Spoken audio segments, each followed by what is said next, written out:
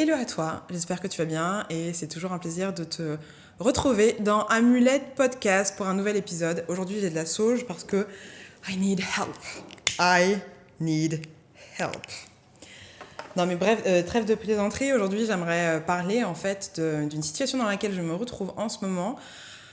Et j'essaye de trouver le bon titre à ce podcast, mais je pense que ça sera « Et si t'arrêtais de te trouver des bips d'excuses ?» On peut dire « putain », je le mettrai peut-être pas dans le titre, mais si t'arrêtais de te trouver des putains d'excuses, Valérie.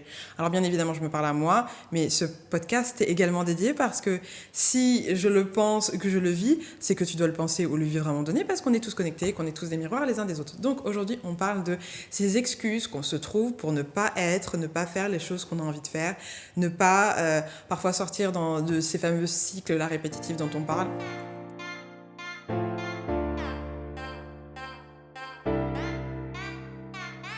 Donc, pourquoi, c'est quoi le contexte ? Alors, je suis partie pendant un mois et demi en vadrouille. Je suis d'abord allée à la Nouvelle-Orléans, ensuite je suis revenue en France une semaine et je suis allée au Cameroun, c'était trop bien. Et après je suis revenue 2 jours et je suis allée en Côte d'Ivoire. Et c'était vraiment super cool. Vraiment, ça m'a rappelé l'époque où j'étais hôtesse de l'air, cette espèce de truc où en fait t'es jamais à un endroit très longtemps, t'es toujours dans les avions et c'est hyper stylé, etc. Oui, c'est hyper stylé, mais c'est également assez fatigant, pour être totalement honnête. Et donc ce premier trimestre s'est soldé comme ça, avec une Valérie un peu en PLS, parce que je savais plus trop où j'étais à force d'avoir bougé autant, à force d'avoir fait 4 pays comme ça, en très peu de temps. Et donc, tu vois, moi, je suis quand même assez dans la symbolique, dans le sens où, là, par exemple, en France, particulièrement, donc en Occident, on est passé au printemps. Donc, on a quitté la période de l'hiver, on est passé à la période du printemps. Pour moi, le printemps, c'est le moment vraiment de la renaissance. C'est-à-dire que après la période où, dans la forêt, tout semble mort à la surface, mais que ça travaille en fond, en dessous, qu'on est dans l'hibernation, les premiers bourgeons commencent à sortir, etc. Et donc, j'ai fait le bilan de mon premier trimestre, qui était un bon bilan. Franchement, je suis hyper contente de toutes les choses que j'ai pu accomplir, de la régularité que j'ai pu mettre dans ce podcast, des voyages que j'ai pu faire, d'avoir libéré la parole sur plein de sujets qui étaient complexes, etc. J'ai vraiment le sentiment d'avoir passé une étape, tu vois. Et en même temps, ça m'a laissé un peu en PLS, là où je me remets doucement, mais pendant quelques jours, j'étais pas totalement alignée. C'était difficile pour moi de revenir en moi, en fait. Parce que la difficulté quand on voyage beaucoup, c'est que... alors, première chose, c'est que j'étais jamais vraiment seule, ce qui est aussi super, mais pour une personne qui a un côté introverti, à savoir qui va avoir besoin de se retrouver seule pour pouvoir se recharger, en fait, au bout d'un moment, je pense que j'avais plus d'énergie. Et c'est fatigant également parce que pour quelqu'un comme moi qui croit très très fort aux énergies et qui sent les énergies, et vraiment quand on passe d'un pays à un autre, et encore plus quand on passe je sais pas si c'est un hémisphère à un autre, mais on passe de l'Afrique à l'Occident, à la France, la vibe elle est pas du tout la même. Elle est pas du tout la même, surtout que quand je suis rentrée de Côte d'Ivoire, il pleuvait, je crois qu'il neigeait, les élections allaient arriver, enfin bref. Il y avait tout ce truc-là que tu as sûrement dû vivre aussi si t'es en France. Et donc voilà, je dis pas ça juste pour me plaindre et me dire « Oh là là, pour moi, pauvre moi, je voyage, mais ma vie est compliquée », pas du tout. C'est juste pour expliquer aussi, et je pense que j'en parlerai dans un podcast que je vais faire dédié à l'illusion d'Instagram, que c'est pas parce qu'on voit des choses en story, en photo, etc., que forcément tout est tout beau et tout rose. Et en même temps, c'est pas parce que je dis ça que j'ai pas vécu des super moments, mais c'est juste que l'atterrissage est un petit peu difficile. Donc, qui dit atterrissage difficile, dit également, finalement, reprendre des bases et me dire, ok, comment est-ce qu'on fait pour se ressentir bien ? Comment est-ce qu'on fait pour se sentir aligné ? Comment est-ce qu'on fait pour ne pas, encore une fois, mettre sa valeur dans notre capacité à voyager, ne pas mettre sa valeur dans quelque chose qui est externe à nous-mêmes, et surtout d'identifier les endroits où en fait, je me mets mes propres douilles, quoi. Et en fait, quand je dis me mettre mes propres douilles, c'est qu'il y a beaucoup de choses que j'ai entamées ces derniers temps que j'ai pas fini. Et c'est très paradoxal parce qu'à la fois, j'entends dans ma phrase que c'est aussi un mindset, un état d'esprit un peu de capitalisme, à savoir, il faut faire, il faut, atteindre ses objectifs, quels sont mes goals, etc., etc. À la fois, j'ai conscience que ça tire un peu vers ça et que j'essaye de m'en défaire. Et en même temps, je vois bien qu'il y a qu'il y a plein de choses que je n'arrive pas à terminer. Et l'idée, c'est pas de terminer juste pour terminer, mais c'est vraiment d'effacer la croyance en moi que je ne suis pas quelqu'un qui va jusqu'au bout des choses. Et en fait, c'est ça que j'ai réalisé depuis une semaine ou 10 jours, c'est que je me trouvais beaucoup d'excuses, vraiment. Il y a des choses qui me tiennent très très fort à cœur et que j'ai commencé mais que j'ai pas terminé. Il y a plein de choses que je souhaite faire, par exemple, il y a un MOOC que j'ai commencé sur la neurobiologie, donc savoir comment ça se passe dans le cerveau, etc. au niveau neurobiologique. Ben, en fait, genre je le commence et ensuite je fais un module et après je m'arrête pendant 6 mois et je le recommence et je fais le deuxième module et je m'arrête pendant 6 mois. Et à la limite, bon, c'est pas très grave parce que ça n'engage que moi et que finalement c'est moi et ma connaissance, etc. Mais c'est juste que je suis arrivée à un niveau où j'ai l'impression vraiment d'être bloquée. Enfin, j'avais l'impression, parce que je pense avoir débloqué un peu, j'avais l'impression d'être vraiment bloquée et avec toutes les connaissances que j'ai sur le développement personnel, sur la transformation, sur la psychologie, etc., même ça me permettait pas de me débloquer. Tu vois un peu le truc ? Donc, j'en ai parlé à ma thérapeute, j'en ai parlé à des amis. Et en fait, quand j'ai commencé à ouvrir un tout petit peu plus mes oreilles, là, mes chakras, je me suis rendu compte qu'il y avait une croyance qui était celle que je te partageais tout à l'heure, à savoir que Valérie, c'est pas quelqu'un qui finit, en fait. C'est quelqu'un qui commence plein de choses, mais qui finit pas. Une autre croyance qui allait avec ça aussi, c'est... du coup que je suis pas quelqu'un, enfin je suis quelqu'un qui a une mauvaise gestion financière. Ça, j'en ai parlé un petit peu dans l'épisode Money Money Money, donc je vais pas revenir là-dessus, mais je vais linker l'épisode pour que tu puisses voir de quoi il s'agit. Mais c'est aussi une croyance. Et une troisième croyance qui est hyper handicapante pour moi, que j'essaye de m'en défaire, c'est que je peux pas y arriver seule.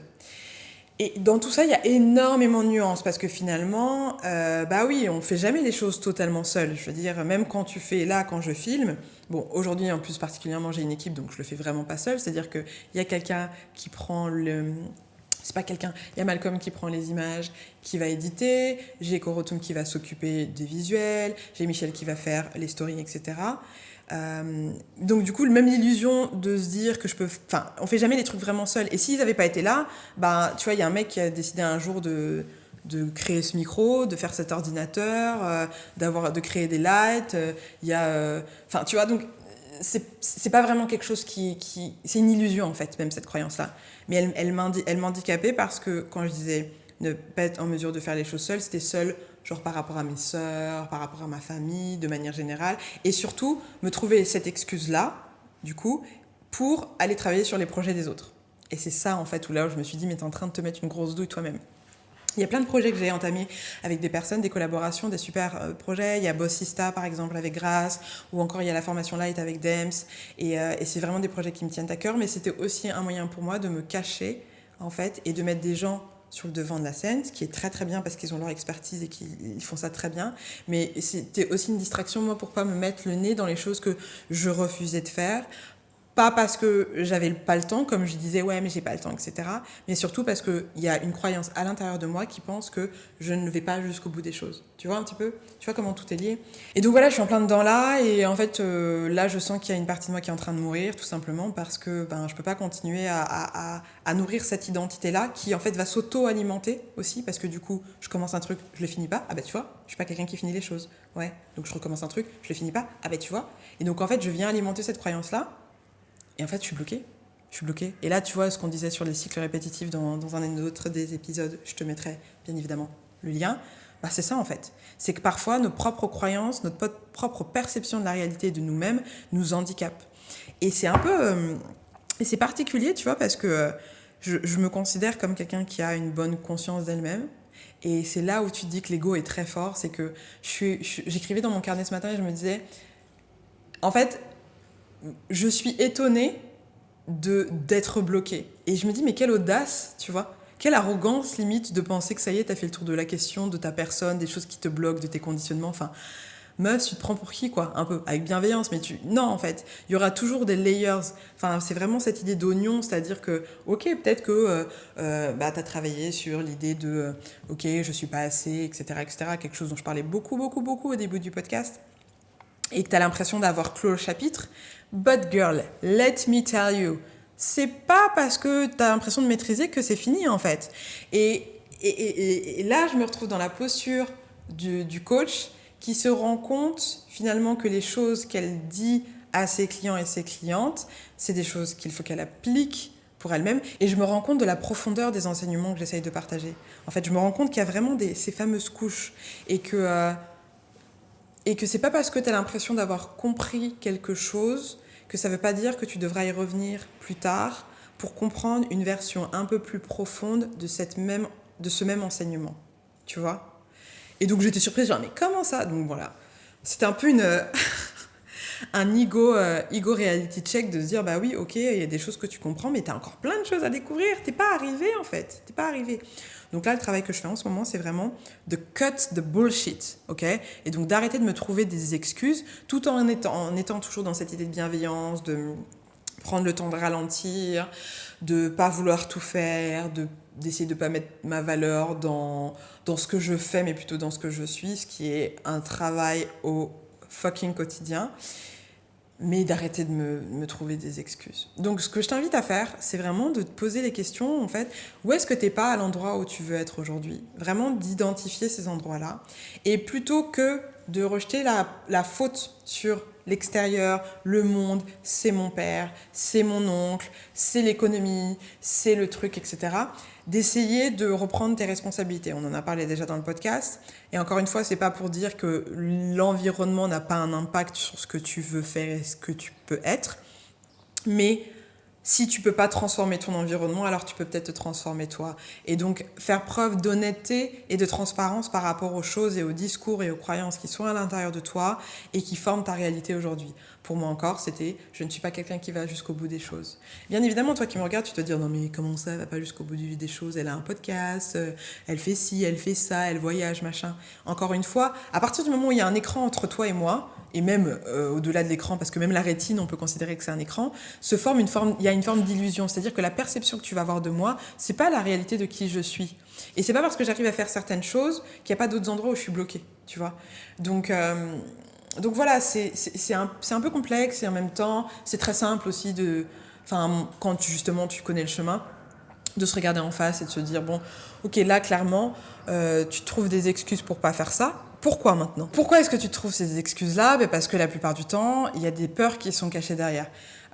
Souvent, en fait, quand je suis en formation avec des clients et que je les entends dire ouais, je suis saoulée ou c'est relou, etc., je les arrête et je leur dis en fait, je suis saoulée, c'est pas une émotion, ça veut rien dire, c'est un truc bric-à-brac, tu vois, c'est une expression fourre-tout qui veut pas dire grand-chose. Plus tu seras en mesure d'identifier l'émotion qui se cache derrière « je suis saoulée » et plus tu seras en mesure d'apporter la solution, le remède, le pansement nécessaire pour arrêter la plaie béante, tu vois.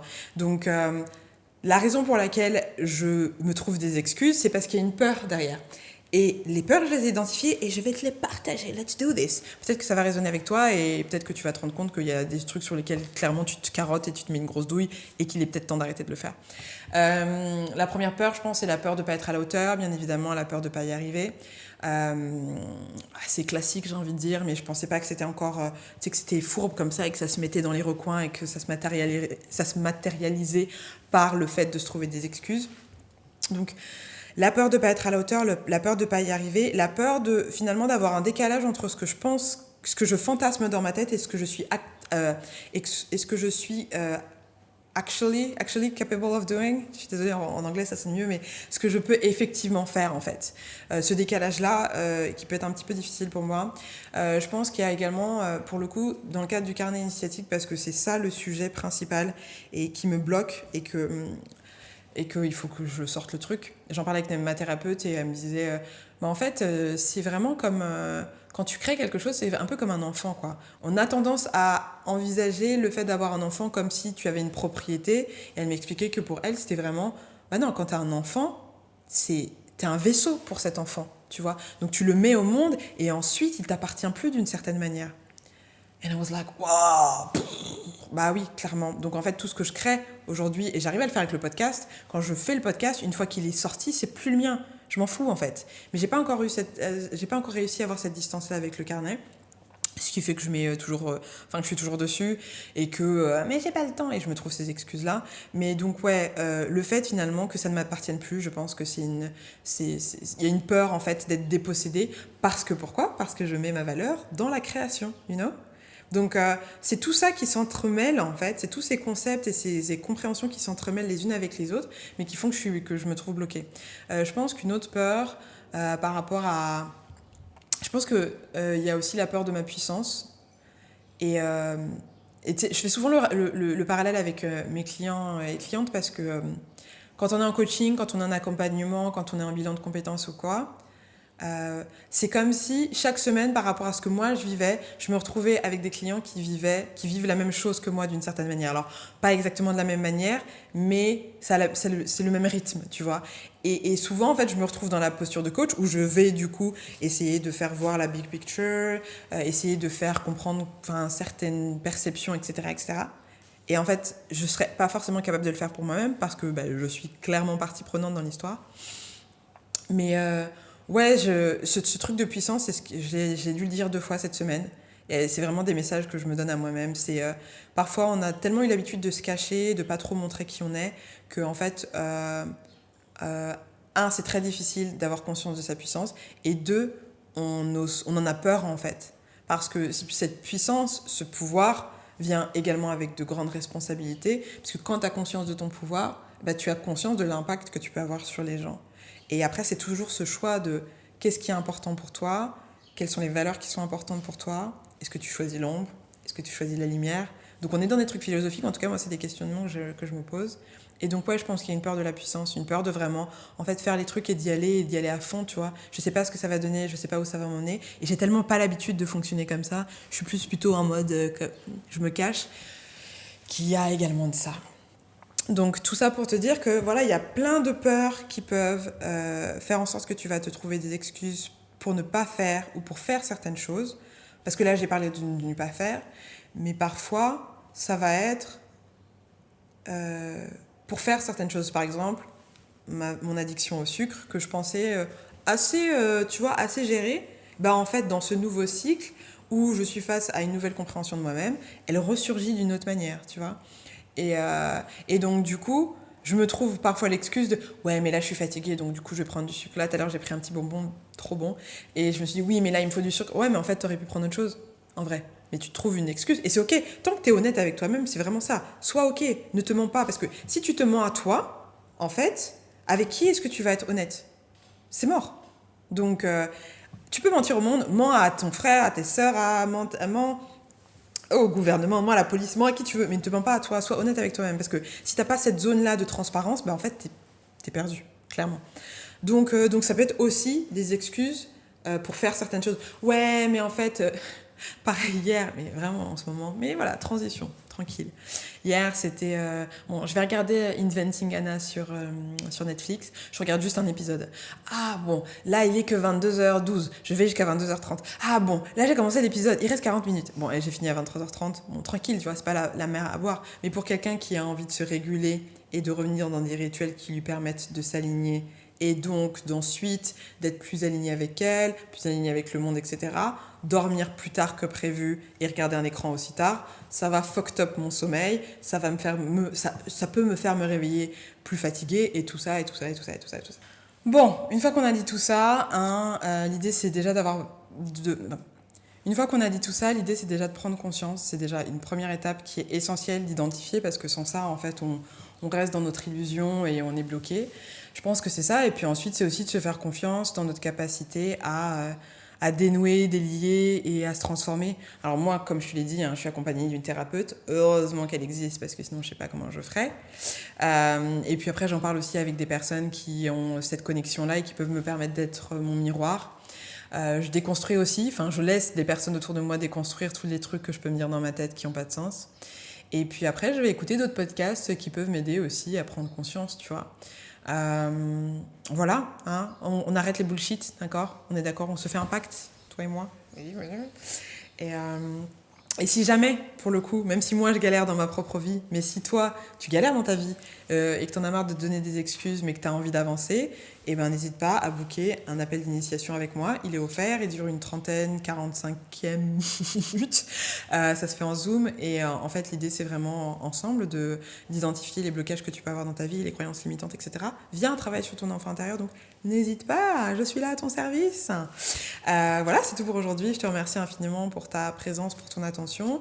Et une dernière chose hyper importante avant de clore ce podcast. J'organise le premier cercle Vibe avec ton enfant intérieur, qui est vraiment un espace-temps dédié, toute une matinée pour apprendre à communiquer avec ton enfant intérieur dans un espace safe, dans notre merveilleux loft. Bien évidemment, je glisserai la pub de cet événement quelque part dans le podcast. Si jamais c'est quelque chose qui t'intéresse, tu auras toutes les informations dans la barre d'infos. C'est un cercle qui est mixte. La seule condition, c'est de vouloir connecter avec son enfant intérieur et d'avoir l'esprit ouvert.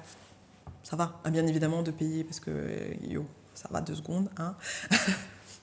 Mais voilà, donc tu as deux forfaits, un à 99 € qui te permet d'avoir le carnet initiatique plus la présence au cercle, et un deuxième à 149 € qui te permet d'avoir le carnet initiatique, le cercle et un accompagnement pendant un mois en ligne pour t'aider à avancer dans ton carnet initiatique en groupe et avec des lives, bref, tout un truc assez cool que j'ai mis en place.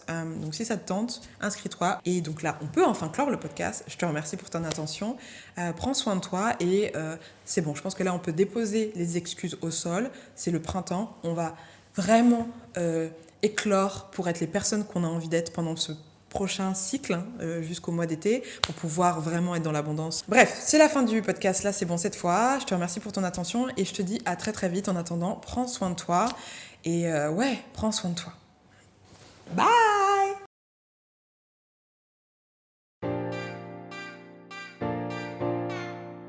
Hello à toi, je suis Valérie et je suis la fondatrice d'Amulette, qui est une marque multidimensionnelle pour le corps et l'esprit. Peut-être que tu connais déjà le podcast Amulette qui sort tous les vendredis quand ça fonctionne bien dans ma vie. Et j'ai également sorti un carnet initiatique qui s'appelle Vibe avec ton enfant intérieur pour t'apprendre à reconnecter avec ton enfant intérieur, ce qui va te permettre, entre autres, d'identifier tes croyances limitantes, de définir quels sont tes conditionnements, de te rappeler quels étaient tes rêves, quels sont tes rêves, les choses que tu as envie de réaliser et que tu as laissées dans ton enfance parce que la société, blablabla. Bla bla bla. Bref, c'est un moyen en fait d'apprendre à mieux s'aimer et à mieux s'accepter. Donc j'ai décidé, là, it's time, je le fais, de lancer mon premier cercle Vibe avec ton enfant intérieur. Donc un premier cercle en présentiel dans ce merveilleux loft que nous avons à Asnières-sur-Seine pendant 4 heures en matinée. L'idée, c'est vraiment de t'accompagner dans cette reconnexion avec ton enfant intérieur. Donc au programme, un petit déjeuner, cuisiné avec beaucoup d'amour par des chefs, un cercle d'échange et de paroles, des temps d'introspection, de journaling et également la pratique de certains rituels pour apprendre à connecter avec cette partie de toi qui peut paraître un petit peu abstraite. Donc ce cercle va durer 4 heures. C'est un cercle que je veux intimiste et en même temps que je veux assez percutant. L'idée, c'est que tu ressors de là un tout petit peu plus grandi, peut-être que tu vas vivre des moments un peu inconfortables, mais tu vas te voir grandir dans cette période-là, donc c'est hyper cool. Et n'oublions pas également que c'est qu'une initiation, donc il ne s'agit que des premiers pas. Ensuite, il y a tout un travail et tout un chemin à prendre et à explorer, et c'est très cool. At the end of the day, c'est très cool. Bon. Comment faire pour s'inscrire si jamais tu es intéressé? Donc, comme je t'ai dit, les places sont limitées entre 10 et 15 places max. Tu as 2 possibilités. La formule à 99 € qui va te permettre à la fois de recevoir le carnet initiatique, Vibe avec ton enfant intérieur, plus d'une centaine de pages, avec une partie sur l'intelligence émotionnelle pour que tu puisses apprendre à te connaître, et les 3 chapitres, se rencontrer, se connecter et prendre soin. Donc tu auras le carnet, et tu auras également la partie cercle. Donc ça, c'est pour 99 €. Si jamais tu n'es pas en France et que tu dis oui, mais moi, je suis à distance, je ne suis pas dispo ce jour-là, etc., dans ce cas-là, tu as une autre formule qui coûte également 99 € qui te permet d'avoir le carnet initiatique et ensuite pendant un mois un accompagnement en ligne via un espace personnalisé où chaque semaine on va parler d'un des chapitres ensemble, où on va explorer le carnet initiatique ensemble et chaque semaine il y aura un live pour répondre aux questions et pour échanger. La deuxième formule, c'est bientôt fini je t'assure, elle est à 149 € et là c'est all in, ça veut dire que tu as le cercle, le carnet initiatique et l'accompagnement en ligne. Donc, n'hésite pas à prendre ta place. C'est vraiment un cercle que je veux intime. Et l'idée, c'est que tu puisses te familiariser avec ton enfant intérieur pour que tu puisses te réaligner et surtout pour que tu puisses apprendre à mieux t'aimer. C'est essentiel. Parce que quand on s'aime mieux, c'est plus simple ensuite d'aimer le monde et on va pas chercher l'amour n'importe où. Donc, toutes les informations se trouvent sur le site Amulet World. Tu peux également m'envoyer un DM ou ça va être en lien sur ma bio Instagram. Et voilà, c'est déjà pas mal, qu'est-ce que t'en penses, hein ? Ouais, c'est bien ? Ok, super. Merci infiniment pour ton attention et je te donne rendez-vous pour le premier cercle Vibe avec ton enfant intérieur. Peace. Upgrade Podcast, une société du groupe Upgrade by Legiums vous a présenté Amulet Podcast, un podcast qui vous permet de devenir magicien et artiste de votre propre vie. Présenté par Valérie Legiums, directrice artistique chez Upgrade et coach en créativité et image. Rendez-vous sur upgradepodcast.paris pour découvrir tous nos autres podcasts. Passez une très belle journée lumineuse.